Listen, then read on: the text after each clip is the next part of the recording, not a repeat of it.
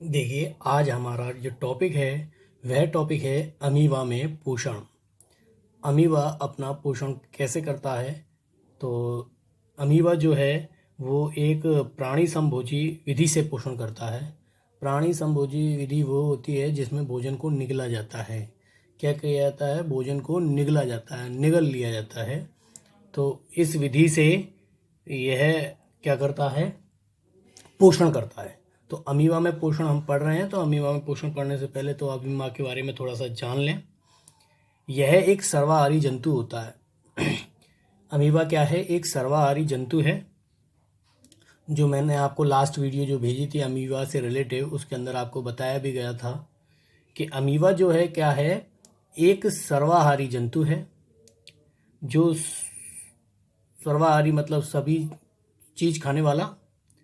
इसका भोजन जल में तैरते हुए, इसका भोजन क्या होता है? जो जल में तैरते हैं जीवाणु, शैवाल, ठीक, जो भी होते हैं बैक्टीरिया वगैरह, उनको खाता है ये।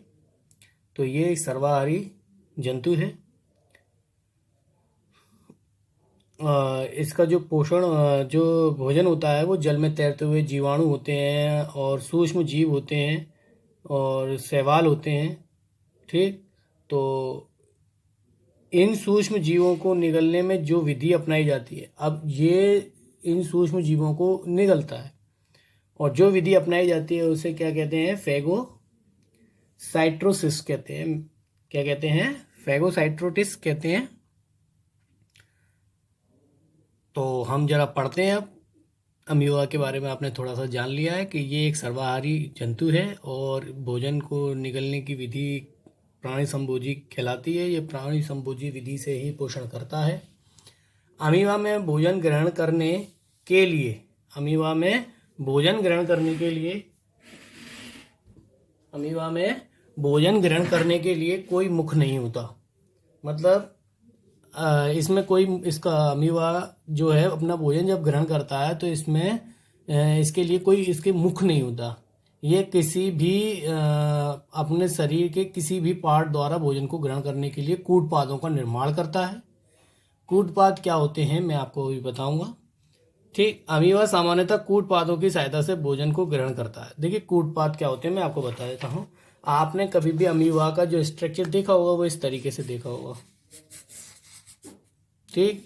कूटपाद। अब देखिए अमीबा है, ये क्या है? अमीबा है, ये इसका केंद्रक है, मैं आपको बताता हूँ, ठीक।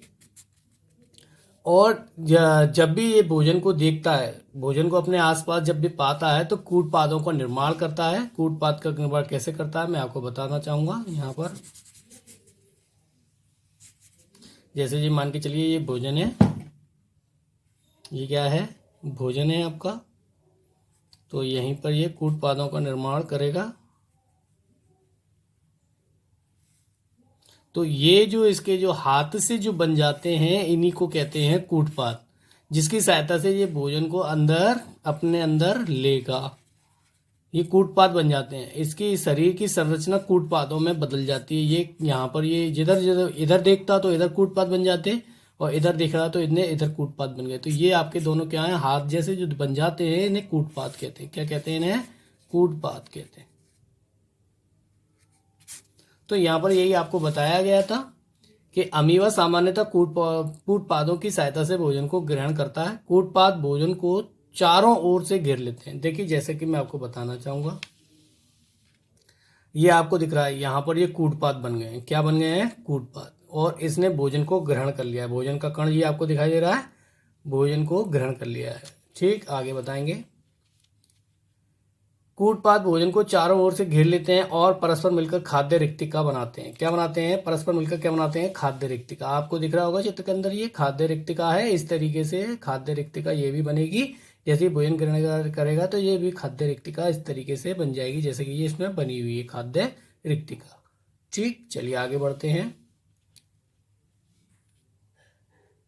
खाद्य रिक्तिका में भोजन का पाचन अम्लीय एवं क्षारीय माध्यम में होता है। अम्लीय और क्षारीय माध्यम में होता है। खाद्य रिक्तिका में ट्रिप्सिन तथा लाइपेज एंजाइम द्वारा प्रोटीन तथा वसा का पाचन होता है।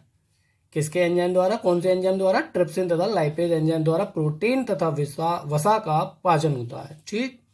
चलिए आगे बढ़ते हैं। आगे क्या दिया हुआ है, खाद्य रिक्तिका जीव द्रव्य भ्रमण के कारण, खाद्य रिक्तिका जो है जीव द्रव्य के चारों ओर भ्रमण करता है, जीव द्रव्य के भ्रमण के कारण निरंतर घूमती रहती है। मतलब जो खाद्य रिक्तिका है वो घूमती रहेगी जीव द्रव्य के भ्रमण के कारण, ठीक है। जिससे पचे हुए भोज्य पदार्थ विसरण द्वारा कोशा द्रव्य में पहुंचकर आत्मसात हो जाते हैं। मतलब कहने का मतलब समझिए कि जिससे जो आपका जो पचे हुए भोज्य पदार्थ जो है, जो आपका जो पचा हुआ भोज्य पदार्थ होगा या भोजन होगा, वो विसरण द्वारा, विसरण मैंने आपको पढ़ाया था, परासरण की जो क्रिया होती है वो विपरीत जो क्रिया होती है उसे विसरण बोलते हैं। विसरण द्वारा कोशा द्रव्य में पहुंचकर आत्मसात हो जाते हैं, मतलब उसके अंदर मिल जाते हैं। आत्मसात मतलब उसके साथ मिल जाते हैं, ठीक। विसरण द्वारा कोशा द्रव्य में, कोशिका द्रव्य होता है साइटोप्लाज्म, जो उसके अंदर मिल जाते हैं। चलिए आगे बढ़ते हैं। अपचयित भोज अपचित, देखिए अपचित जो पचा नहीं है भोजन उसको, अपचित भोज्य पदार्थों के रिक्तिका में शेष रह जाने पर खाद्य रिक्तिका शरीर सतह पर पहुंचकर, शरीर की सतह पर पहुंच जाएगी खाद्य रिक्तिका, बिल्कुल पहुंचकर फट जाती है। इस क्रिया को वहीक्षेपण कहते हैं। यहीं से जो आपका अपचित भोज्य पदार्थ था वो वहीं बाहर निकल जाता है। सभी को समझ में आया होगा। किसी बच्चे को कोई डाउट हो तो पूछ लीजिएगा, और वीडियो अच्छी लगी हो तो सभी बच्चे लाइक एंड सब्सक्राइब जरूर करें। Thank you.